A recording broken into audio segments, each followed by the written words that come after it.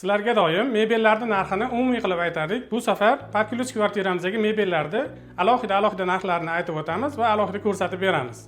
Xo'p, bu kuxnyamiz eniga 210 qilib tayyorlangan, uzuniga 350, balandligiga 280 qilib tayyorlanganmiz. Birinchi qismida sekretniy xolodilnik qo'yilgan, tepasi alohida xolodilnik, pasti morozilka bo'lgan. Xo'p, bundan keyingisi mo'yka qismiga shunaqa ichlari ham katta qilib musor ichlar bilan qo'yib berganmiz. Tepasiga tureskiz sushilkalar bilan qo'yib berganmiz. Bu burchak qismimiz va bu oyna qism. Chiroyli narsalar terib qo'ysa bo'ladi. Pastida oddiy shkafi bor.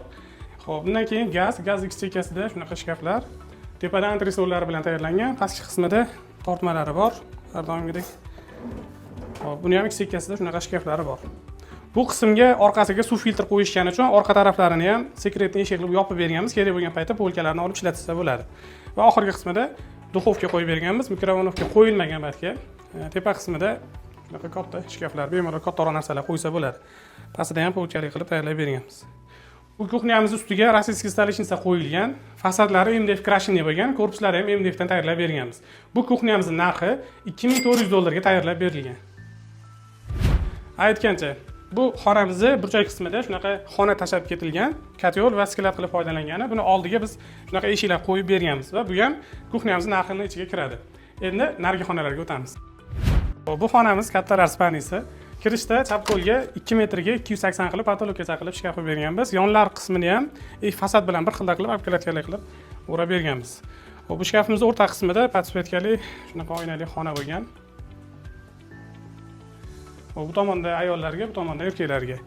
Xo'p, keyin o'rta qismga kravat qilingan, ikki chekkasini dizayn proyektga moslab, shunaqa deriva qilib, reflyonli qilib tayyorlab berganmiz. Bu yodovik ko'zgu. Bu mягкий material qilib, avarniy qilib tayyorlangan. Bu ham o'sha dizaynga qarab tayyorlab berganmiz. Ikki chekkasi podvesnoy tumbasi bor va kravatimiz oyoq tarafi yumshoq qilib tayyorlangan. Undan keyin oxirgi qismida tryuma qilib berganmiz. Tryuma qismida ham shunaqa oynani ramkaga olib berganmiz chiroyli qilib. 90 santimetrlik tryuma bo'lgan. Xuddi shuni qarshisida рабочий stol qilib berganmiz. 1 metrga 50 santimetr qilib notebooklar qo'yib bemalol ishlasa bo'ladi. Bu spanlimiz narxini $1500 ga qilib berganmiz. Endi keyingi xonaga o'tamiz. Bu mehmonxona. Mehmonxonaga kirishda chap qo'lga shunaqa pativi qilib berganmiz. Uzunligi 180, eniga 45 santimetr qilib shunaqa 3 ta tortmali qilib tayyorlangan. MDF krashni qilganmiz. Bu mebelimiz narxi $300. Endi keyingi xonaga kiramiz. Bu bolalar xonasi. Kirishda o'ng qo'lga 2 metrlik shkaf tayyorlaganmiz. Patologgacha qilingan, tepada antresollari ham bor. MDF krashni qilib tayyorlab berganmiz. O'rta qismda ikkita bolalarga mos kravat tayyorlab berganmiz. O'rtada tumbasi bor.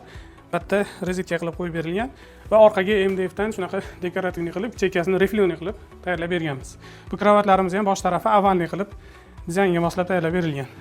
Va xonamizning ro'parasida shunaqa uzun stol tayyorlangan, ikkita bolaga mos qilib, chekkasida kommodi bor, shunaqa va tepada knijniy shkaflari bor.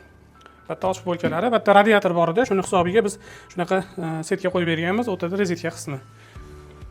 Bu xonamizdagi mebellarni $1,5 ga tayyorlab berganmiz. Endi keyingi xonaga o'tamiz, ya'ni koridorga.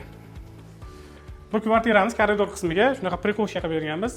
Uzunligiga 215, balandligiga 220 qilib tayyorlangan. Kirish qismida o'tirib ovuflar kiyish uchun shunaqa pufik qilib tayyorlab berganmiz. Orqasida vishilkalari bor. Bundan keyingi qismda kiyimlar uchun oldiga chiqariladigan shunaqa vishilka qo'yib berilgan, tagida polkalari ham bor. Bundan keyingisida qator polka tayyorlangan va tepa qismida antresol shkaflari ham bor. Eng pastki qismida har doimgidek oyoq kiyimlarni yechib kiygani ochiq qilib, patsvetkali qilib tayyorlab berganmiz. Uni tepasida tortmalari ham bor, har xil narsalar qo'ysa bo'ladi. Kvartiraga kirishda xonani kattaroq ko'rsatish uchun ko'zgu ham qo'yib berganmiz. Bu mebelimiz narxi $700 ga chiqqan. 210 santimetr joyga sanuzal uchun shunaqa shkaf tayyorlab berganmiz. Birinchi qismida pastiga kir mashina qo'yilgan. Tepa qismiga har xil narsalar qo'ygan, shunaqa polkalar qilib berganmiz. Oldi MDF krashni bo'lgan, shunaqa reflyonli qilib tayyorlab berganmiz.